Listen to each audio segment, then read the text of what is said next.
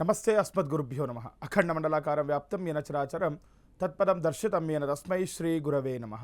ಆಪದಾಮಪಹರ್ತಾರಂ ಧಾತಾರಂ ಸರ್ವಸಂಪದಾಂ ಲೋಕಾಭಿರಾಮಂ ಶ್ರೀರಾಮಂ ಭೂಯೋರ್ಭೂಯೋ ನಮಾಮ್ಯಹಂ. ಮನೋಜವನ್ ಮಾರುತತುಲ್ಯವೇಗಂ ಜಿತೇಂದ್ರಿಯಂ ಬುದ್ಧಿಮತಾನ್ ವರಿಷ್ಠಂ ವಾತಾತ್ಮಜನ್ ವಾನರಯೂಥ ಮುಖ್ಯಂ ಶ್ರೀರಾಮಧೂತಂ ಶಿರಸಾ ನಮಾಮಿ. ಜೈ ಶ್ರೀಮನ್ನಾರಾಯಣ. ಎಂದಿನಂತೆ ಬೃಹತ್ ಜಾತಕಂ ವಿಶೇಷ ನೇರ ಪ್ರಸಾರ ಕಾರ್ಯಕ್ರಮಕ್ಕೆ ತಮ್ಮೆಲ್ಲರಿಗೂ ಆತ್ಮೀಯ ಸ್ವಾಗತ.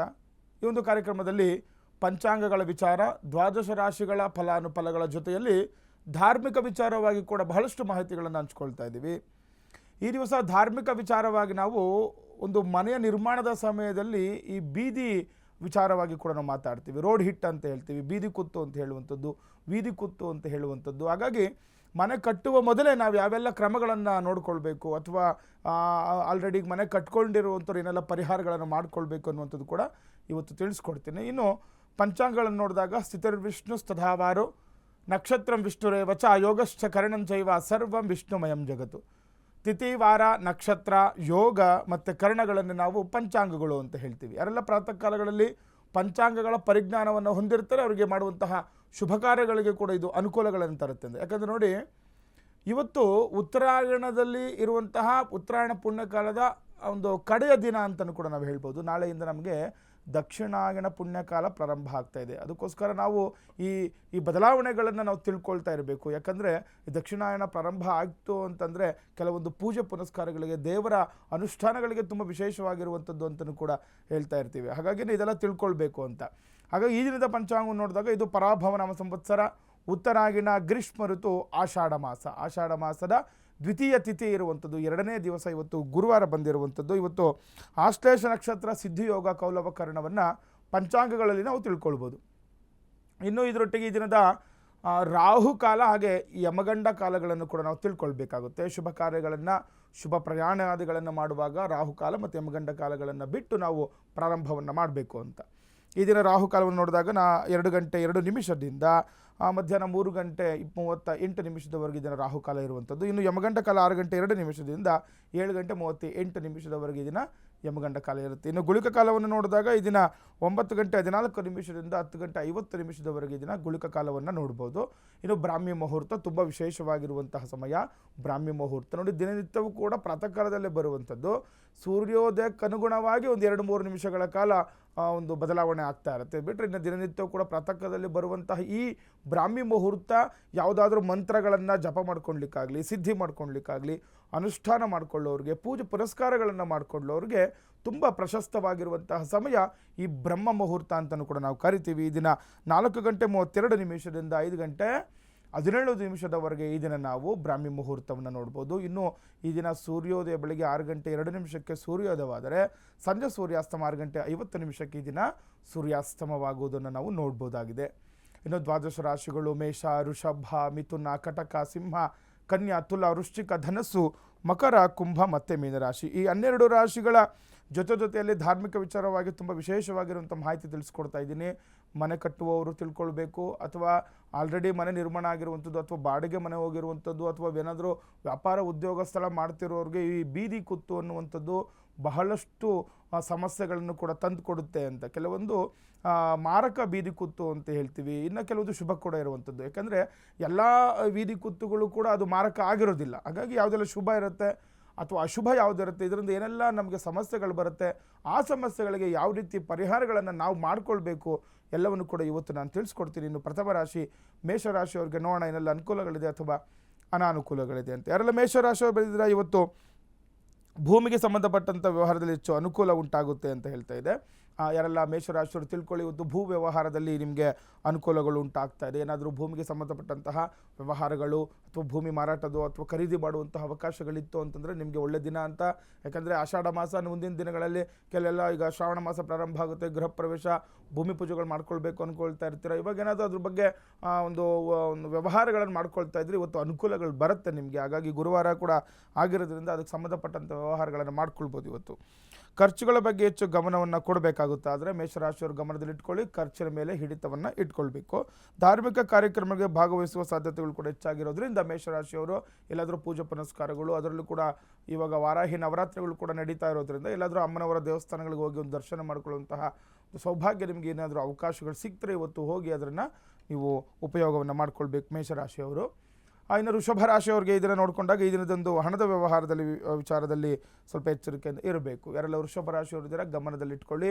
ಏನಾದರೂ ಹಣದ ವ್ಯವಹಾರ ಇಟ್ಕೊಂಡಿದ್ದರೆ ಬೃಹಸ್ಪತಿ ವಾಸರ ಇವತ್ತು ಗುರುವಾರ ಒಂದು ಧನಾಧಿಪತಿ ನಿಮ್ಮ ಗುರುಗಳನ್ನು ಅಥವಾ ಯಾವುದಾದ್ರೂ ಗುರುಗಳ ಸಂಬಂಧಪಟ್ಟ ದೇವಸ್ಥಾನಗಳಿಗೆ ಹೋಗಿ ವ್ಯವಹಾರಗಳು ಮಾಡಿಕೊಳ್ಳಿ. ಯಾಕಂದರೆ ಎಚ್ಚರಿಕೆಯಿಂದಲೇ ಮಾಡ್ಕೊಳ್ಬೇಕು. ಹಣ ವ್ಯಯವಾಗುವಂತಹ ಹಣ ದುರುಪಯೋಗವಾಗುವಂತಹ ಅವಕಾಶಗಳು ಇವತ್ತು ಇರೋದರಿಂದ ವೃಷಭ ರಾಶಿಯವರು ಹಣಕಾಸಿನ ವ್ಯವಹಾರದಲ್ಲಿ ತುಂಬ ಎಚ್ಚರಿಕೆಯಿಂದ ವ್ಯವಹಾರಗಳನ್ನು ಇವತ್ತು ಮಾಡ್ಕೊಳ್ಬೇಕಾಗುತ್ತೆ. ಕೆಲಸದ ನಿಮಿತ್ತ ಪ್ರಯಾಣ ಮಾಡುವಂಥವ್ರಿಗೆ ಕಾರ್ಯಸಿದ್ಧಿ ಉಂಟಾಗುವಂಥದ್ದು. ನೋಡಿ, ಎಲ್ಲೋ ವರ್ಕ್ ಮಾಡ್ತಾ ಇರ್ತೀರಾ, ಆ ಕೆಲಸದ ನಿಮಿತ್ತ ಎಲ್ಲೋ ಒಂದು ದೂರದ ಪ್ರಯಾಣ ಮಾಡಬೇಕಾಗಿರುತ್ತೆ.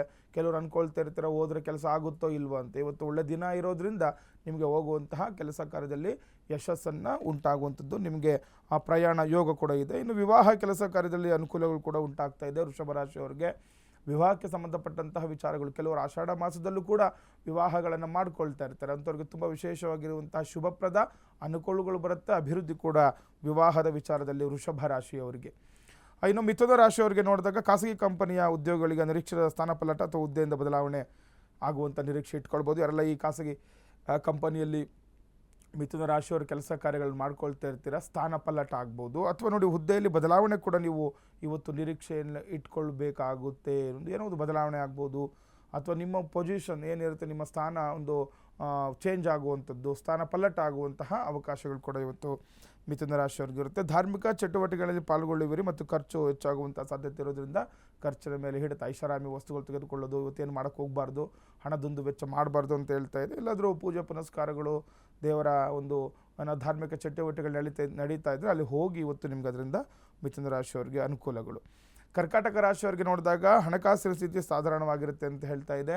ಹಣಕಾಸಿನ ವಿಚಾರದಲ್ಲಿ ಏನೋ ಎಲ್ಲಿಂದನೋ ಹಣ ಬರುತ್ತೆ, ಇವತ್ತು ಏನೋ ನಿರೀಕ್ಷೆ ಇಟ್ಕೊಂಡಿದ್ರೆ ಆ ರೀತಿ ಆಗೋದಿಲ್ಲ ನಿಮಗೆ. ಇವತ್ತು ಏನೋ ಹಣಕಾಸಿನ ವ್ಯವಹಾರ ಮಾಡ್ಕೊಳ್ಳೋಣ, ಇವತ್ತೇನೋ ನಾವು ಬೇರೆ ಬೇರೆ ಕೆಲಸಗಳಿದೆ ಅಂತಿದ್ರೆ ಅದು ಸ್ವಲ್ಪ ಕಷ್ಟ ಆಗುತ್ತೆ.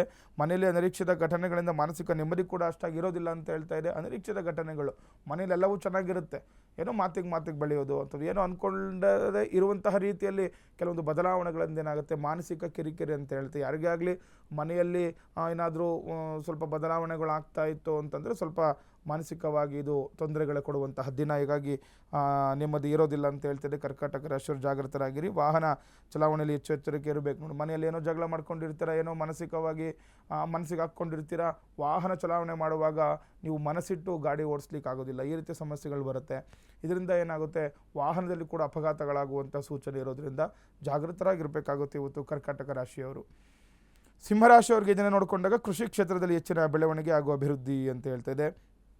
ಅದ್ರ ಜೊತೆ ವ್ಯಾಪಾರದಲ್ಲೂ ಕೂಡ ಹೆಚ್ಚು ಅನುಕೂಲಗಳು ಅಂತ. ಯಾರೆಲ್ಲ ಸಿಂಹರಾಶಿಯವರು ಇದೆಲ್ಲ ಕೃಷಿ ಕ್ಷೇತ್ರದಲ್ಲಿ ಬೆಳವಣಿಗೆ ಕಾಣಬೇಕು ಅಂದ್ಕೊಂಡಿದ್ದೀರಾ, ನಿಮಗೆ ಶುಭಪ್ರದವಾಗಿರುವಂಥದ್ದು ಅಭಿವೃದ್ಧಿ ಆಗ್ತಾ ಇದೆ. ನಿಮ್ಮ ಮಾಡುವಂಥ ವ್ಯವಹಾರದಲ್ಲಿ ಕೂಡ ಇವತ್ತು ಚೆನ್ನಾಗಿದೆ, ಅನುಕೂಲಗಳು ಉಂಟಾಗ್ತಿದೆ. ವೈಯಕ್ತಿಕ ಸಮಸ್ಯೆಗಳು ಕಡಿಮೆ ಕೂಡ ಆಗುವಂಥದ್ದು. ಏನೋ ಒಂದು ಸಮಸ್ಯೆಗಳಿರುತ್ತೆ ನಿಮಗೆ, ಹಾಗೆಲ್ಲ ಸಮಸ್ಯೆಗಳು ಕೂಡ ಹೋಗುವಂಥದ್ದು. ಹಾಗಾಗಿ ಕೃಷಿ ಚಟುವಟಿಕೆಗಳಲ್ಲಿ ಭಾಗವಹಿಸಿ ಏನಾದರೂ ಮಾಡುವಂಥದ್ದು, ಅದ್ರ ಬಗ್ಗೆ ಚಿಂತನೆ ಮಾಡುವಂಥದ್ದು, ಏನು ಬೇಕೋ ಕೆಲಸ ಕಾರ್ಯಗಳು ಕೃಷಿಗೆ ಸಂಬಂಧಿತ ಕೆಲಸ ಕಾರ್ಯಗಳನ್ನು ಇವತ್ತು ಮಾಡ್ಕೊಳ್ಳಿ, ನಿಮಗೆ ಚೆನ್ನಾಗಿರುತ್ತೆ ಇವತ್ತು ಸಿಂಹರಾಶಿಯವರಿಗೆ. ಇನ್ನು ಕನ್ಯಾ ರಾಶಿಯವರಿಗೆ ನೋಡಿದಾಗ ಹಳೆಯ ಕೆಲಸವೊಂದು ನಿಮಗೆ ಸಮಸ್ಯೆ ತಂದು ಕೊಡುತ್ತೆ ಅಂತ ಹೇಳ್ತದೆ. ಹಿಂದೆ ಏನೋ ಮಾಡಿರುವಂಥ ಕೆಲಸ ಇವತ್ತು ಕೆಲವೊಂದು ಸಮಸ್ಯೆಗಳನ್ನು ನಿಮಗೆ ತಂದು ಕೊಡುವಂಥದ್ದು. ಯಾವತ್ತೂ ಏನೋ ಮಾಡಿರ್ತೀರಾ ಅದು ಇವತ್ತು ನಿಮಗೆ ಒಂದು ಕೆಲವೊಂದು ಸಮಸ್ಯೆಗಳು ಮತ್ತು ಆತುರದ ನಿರ್ಧಾರಗಳನ್ನು ತೆಗೆದುಕೊಳ್ಬಾರ್ದು ಅಂತ ಹೇಳ್ತಾರೆ. ಒಂದು ಕಡೆ ಯಾವುದೋ ಮಾಡಿರುವಂತಹ ಕೆಲಸಕ್ಕೆ ಇವತ್ತು ಕಷ್ಟ ಬೀಳ್ತಾ ಇದ್ದೀರಾ, ಅದ್ರ ಜೊತೆ ಮತ್ತೆ ಕೆಲವೊಂದು ಡಿಸಿಷನ್ಸ್ ಸಡನ್ನಾಗಿ ತಗೊಳ್ಳುವಂಥದ್ದು ಅಥವಾ ಆತುರದ ನಿರ್ಧಾರಗಳನ್ನು ಮಾಡ್ತಾ ಇದ್ದರೆ ಕೆಲವೊಂದು ಸಮಸ್ಯೆಗಳನ್ನು ಇವತ್ತು ನೀವು ತಂದುಕೊಳ್ಬೇಕು. ಕೆಲಸದ ವಿಷಯದಲ್ಲಿ ಶುಭ ಸಮಾಚಾರ ಕೂಡ ಅಂತ ಹೇಳ್ತಾ ಇದೆ. ಎಲ್ಲಿ ವರ್ಕ್ ಮಾಡ್ತಿರ್ತಾರೆ ಆ ಒಂದು ವಿಚಾರವಾಗಿ ಕೂಡ ನಿಮಗೆ ಒಳ್ಳೆಯದು ಅಂದ್ಕೊಳ್ತಾ ಇದೆ. ಯಾಕೆಂದರೆ ಒಂದು ಕಡೆ ಕಷ್ಟ ಇದ್ದರೂ ಕೂಡ ನೋಡಿ, ಒಂದು ಕಡೆ ಈ ನಿರ್ಧಾರಗಳು ಮಾಡುವಾಗ ಏನೋ ಮಾಡ್ತಾ ಇರ್ತೀರ, ಕೆಲವೊಂದು ಸಮಸ್ಯೆಗಳು ಬರುತ್ತೆ, ಏನೋ ನಿರ್ಧಾರಗಳು ಮಾಡಬೇಕು ಅಂದ್ಕೊಂಡಿರ್ತೀರ, ಅದು ಆಗ್ತಾ ಇರೋದಿಲ್ಲ. ಆದರೆ ಈ ಕೆಲಸದ ನಿಮಿತ್ತವಾಗಿ ನಿಮಗೆ ಒಳ್ಳೆಯ ಸಮಾಚಾರ ಕೂಡ ನೀವು ಅಂದ್ಕೊಂಡಿರೋ ರೀತಿಯಲ್ಲಿ ನಿಮ್ಮ ವರ್ಕ್ ಪ್ಲೇಸಲ್ಲಿ ಅನುಕೂಲಗಳು ತರುತ್ತೆ ಇವತ್ತು ಕನ್ಯಾ ರಾಶಿಯವ್ರಿಗೆ. ಇನ್ನು ತುಲಾರಾಶಿಯವರಿಗೆ ಇದನ್ನು ನೋಡಿದಾಗ ಭೂಮಿ ಆಸ್ತಿ ಅಥವಾ ಇತರ ಅಮೂಲ್ಯ ಆಸ್ತಿಗಳ ಹೂಡಿಕೆ ಮಾಡುವ ಸಾಧ್ಯತೆ ಹೆಚ್ಚಾಗಿದೆ. ಒಳ್ಳೆಯ ವಿಚಾರ. ತುಲಾರಾಶಿಯವರು ಯಾವುದಾದ್ರೂ ತುಂಬ ಬೆಲೆ ಬಾಳುವ ವಸ್ತುಗಳನ್ನು ಕೊಂಡುಕೊಳ್ಳೋಕ್ಕೆ ಅಥವಾ ಅದಕ್ಕೆ ಇನ್ವೆಸ್ಟ್ಮೆಂಟ್ ಮಾಡೋದಾಗಲಿ, ಭೂಮಿಗಾಗಲಿ, ಸ್ಥಿರಾಸ್ತಿಗೆ ಆಗಲಿ ಅಥವಾ ಹಣವನ್ನು ಇನ್ವೆಸ್ಟ್ ಮಾಡುವಂಥ ವಿಚಾರದಲ್ಲಿ ಶುಭ ಅನುಕೂಲಗಳು ಬರುತ್ತೆ. ನಿಮಗೆ ಹೂಡಿಕೆ ಮಾಡುವಂತಹ ಸಾಧ್ಯತೆ ಕೂಡ ಹೆಚ್ಚಾಗಿರುವಂಥದ್ದು. ನಿಮ್ಮ ಸ್ವಂತ ಆರೋಗ್ಯದ ಬಗ್ಗೆ ಕೂಡ ಹೆಚ್ಚಿನ ಗಮನವನ್ನು ಕೊಡಬೇಕಾಗುತ್ತೆ. ಆದರೆ ನೋಡಿ, ಒಂದು ಕಡೆ ಏನಾಗ್ತಾ ಇದೆ, ಚೆನ್ನಾಗಿದೆ, ಒಳ್ಳೆ ದಿನ, ಎದ್ದ ಮೇಲೆ ಇವತ್ತೇನಾಗುತ್ತೆ ಅಂದ್ಕೊಂಡದ ರೀತಿಯಲ್ಲಿ ನೀವು ಏನೋ ಹೂಡಿಕೆನೋ ಒಂದು ಭೂಮಿ ವಿಚಾರವಾಗಿ, ಆಸ್ತಿ ವಿಚಾರವಾಗಿ ಶುಭ ಸಮಾಚಾರಗಳನ್ನು ಕೇಳ್ತಾ ಇರ್ತೀರಾ, ಅದರಿಂದ ಅಭಿವೃದ್ಧಿ ಆಗ್ತಾ ಇದೆ. ಆದರೆ ಏನಾಗುತ್ತೆ, ಕೆಲವೊಂದು ಆರೋಗ್ಯ ಸಮಸ್ಯೆಗಳು ಇರುವಂಥದ್ದು, ತುಂಬ ಹಳೆಯ ಆರೋಗ್ಯ ಸಮಸ್ಯೆಗಳಿಂದ ಕೆಲವೊಂದು ಸಮಸ್ಯೆಗಳನ್ನು ಅನುಭವಿಸಬೇಕಾಗುತ್ತೆ. ಹಾಗಾಗಿ ಜಾಗೃತರಾಗಿರ್ಬೇಕು, ಆರೋಗ್ಯದ ಕಡೆ ಗಮನವನ್ನು ತುಲಾರಾಶಿಯವರು ಕೊಡಬೇಕು.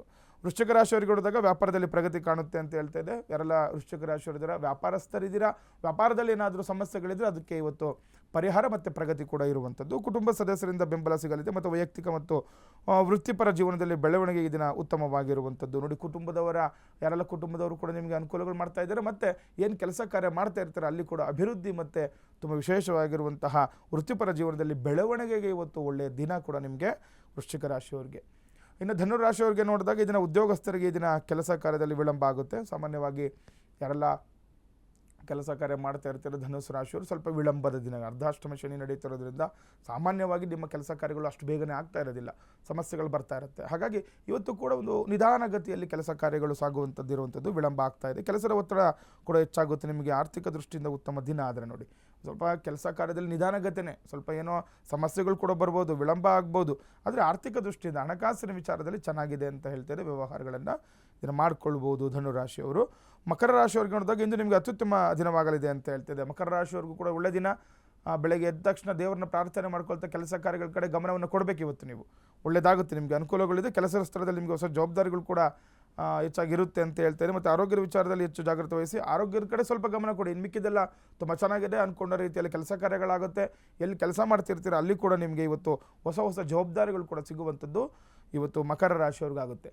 ಕುಂಭರಾಶಿಯವರಿಗೆ ನೋಡಿದಾಗ ಇದನ್ನು ಧಾರ್ಮಿಕ ಕ್ಷೇತ್ರಗಳಿಗೆ ಭೇಟಿ ನೀಡುವಂಥ ಸಾಧ್ಯತೆ ಹೆಚ್ಚಾಗಿರುವಂಥದ್ದು. ಕುಂಭರಾಶಿಯವರು ಪೂಜೆ ಪುನಸ್ಕಾರಗಳನ್ನು ಮಾಡಿಕೊಳ್ಳಲೇಬೇಕು. ಶನಿಯ 7.5 ಮುಕ್ತಾಯದ ದಿನಗಳನ್ನು ನೋಡ್ತಾ ಇದ್ದೀರಾ, ತುಂಬ ಒಳ್ಳೆಯ ದಿನಗಳು ಕೂಡ ನಿಮಗೆ ಬರುವಂಥದ್ದು. ಹಾಗಾಗಿ ದೇವರ ಮೊರೆ ಹೋಗುವಂಥದ್ದು ಬಹಳಷ್ಟು ಪ್ರಮುಖವಾಗಿರುತ್ತೆ.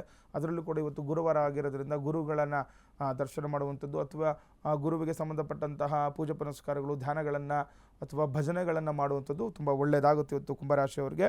ತಾಯಿಯ ಕಡೆಯಿಂದ ನಿಮಗೆ ಕೆಲವು ಜವಾಬ್ದಾರಿಗಳು ಕೂಡ ಸಿಗಬಹುದು. ಇಂದು ವಿದ್ಯಾರ್ಥಿಗಳಿಗೂ ಕೂಡ ಅನುಕೂಲಕರ ದಿನ. ನೋಡಿ, ಒಳ್ಳೆಯ ದಿನ. ನೋಡಿ, ಕುಂಭರಾಶಿಯವರು ತುಂಬ ಚೆನ್ನಾಗಿ ಹೇಳ್ತಿದ್ದಾರೆ. ಎಲ್ಲ ವಿದ್ಯಾರ್ಥಿಗಳಿದ್ದೀರಾ, ದೇವರ ಒಂದು ನಿಮ್ಮ ಇಷ್ಟ ದೇವರ ಪೂಜೆಗಳನ್ನ ಮಾಡ್ಕೊಳ್ತಾ ವಿದ್ಯಾಭ್ಯಾಸಕ್ಕೆ ಸಂಬಂಧಪಟ್ಟಂತಹ ವಿಚಾರಗಳಲ್ಲಿ ತುಂಬ ಚೆನ್ನಾಗಿರುತ್ತೆ. ಅದ್ರ ಜೊತೆ ತಾಯಿಯ ಆಶೀರ್ವಾದ ಕೂಡ ನಿಮಗೆ ಇವತ್ತು ಕುಂಭರಾಶಿಯವರಿಗೆ. ಮೀನರಾಶಿಯವರಿಗೆ ನೋಡಿದಾಗ ಮನೆಗೆ ಸಂಬಂಧಿಸಿದ ಸಮಸ್ಯೆಗಳು ಹಾಗೂ ಜವಾಬ್ದಾರಿಗಳು ಹೆಚ್ಚಾಗ್ಬೋದು. ನೋಡಿ, ಯಾರೆಲ್ಲ ಕುಟುಂಬ ಸಮಸ್ಯೆಗಳು ಹೆಚ್ಚಾಗ್ತಿದೆ ಮೀನರಾಶಿಯವರಿಗೆ, ಜನ್ಮದಲ್ಲಿ ಶನಿ, ಅದರಲ್ಲಿ ಕೂಡ ಕುಟುಂಬ ಜವಾಬ್ದಾರಿಗಳು ಕೂಡ ಹೆಚ್ಚಾಗ್ತಾ ಇದೆ ಮತ್ತು ಕೆಲವೊಂದು ಸಮಸ್ಯೆಗಳು ಕೂಡ ಬರ್ತಾ ಇದೆ, ನೋಡ್ಕೊಳ್ಬೇಕು. ಸಕಾರಾತ್ಮಕ ಆಲೋಚನೆಗಳನ್ನು ಹೊಂದುವುದು ಒಳ್ಳೆಯದು ಅಂತ. ನೋಡಿ, ಏನೋ ಕಷ್ಟ ಆದರೂ ಕೂಡ ಇಲ್ಲ ನಾನೇನೋ ಮಾಡ್ತೀನಿ, ಸಾಧನೆ ಮಾಡ್ತೀವಿ, ನಾವು ಒಳ್ಳೆಯದಾಗುತ್ತೆ ನಮಗೆ ಅಂದ್ಕೊಂಡು ನೀವು ಕೆಲಸ ಕಾರ್ಯಗಳು ಮಾಡ್ಕೊಳ್ಬೇಕು. ಮೊದಲೇ ನೀವು ಏನೋ ಮೊದಲೇ ಕುಟುಂಬದಲ್ಲಿ ಸಮಸ್ಯೆ ಇರುತ್ತೆ, ಇನ್ನೂ ಆ ಕೆಲಸ ಆಗೋದಿಲ್ಲ ಅಂತೇಳಿ ನಿಮ್ಮ ನಕಾರಾತ್ಮಕತೆ ಇದ್ದರೆ ಯಾವ ಕೆಲಸ ಕಾರ್ಯಗಳು ಕೂಡ ಆಗೋದಿಲ್ಲ. ಹಾಗಾಗಿ ನಿಮ್ಮ ಮನೋಸ್ಥೈರ್ಯ, ಮನೋಬಲ ತುಂಬ ವಿಶೇಷವಾಗಿರುವಂಥದ್ದಾಗುತ್ತೆ ಈ ದಿನ. ಹಾಗಾಗಿ ಯಾವುದೇ ಕೆಲಸ ಆದರೂ ಕೂಡ ನಾನು ಮಾಡ್ತೀನಿ ಅಂತೇಳಿ ಮುಂದೆ ಹೋಗಿ ನಿಮಗೆ ಕೆಲಸ ಕಾರ್ಯಗಳಲ್ಲಿ ಯಶಸ್ಸನ್ನು ಪಡ್ಕೊಳ್ತೀರಾ ಮೀನರಾಶಿಯವರು.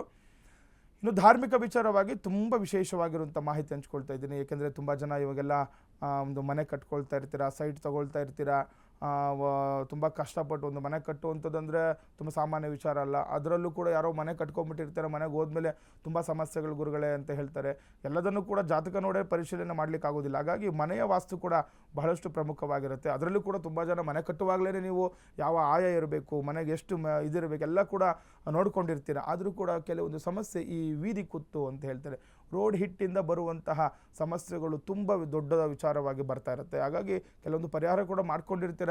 ಆದರೆ ಶಾಸ್ತ್ರೋಕ್ತವಾಗಿ, ಶಾಸ್ತ್ರಕ್ಕನುಗುಣವಾಗಿ ಯಾವ ರೀತಿ ಪರಿಹಾರಗಳನ್ನು ಮಾಡ್ಕೊಳ್ಬೇಕು, ಯಾವ ವೀದಿ ಕುತ್ತು ನಮಗೆ ಅಶುಭ ತರುತ್ತೆ, ಅದು ಮಾರಕ ಆಗಿರುತ್ತೆ, ಅದೆಲ್ಲವೂ ಕೂಡ ಅಥವಾ ಶುಭ ವೀದಿ ದಿಕ್ಕು ಕೂಡ ಅಂತ ಇರುತ್ತೆ. ಅದ್ರ ಬಗ್ಗೆ ನಾನು ತುಂಬ ವಿಶೇಷವಾಗಿರುವಂಥ ಮಾಹಿತಿಗಳನ್ನು ತಿಳಿಸ್ಕೊಡ್ತೀನಿ ಒಂದು ಸಣ್ಣ ವಿರಾಮದ ಬಳಿಕ.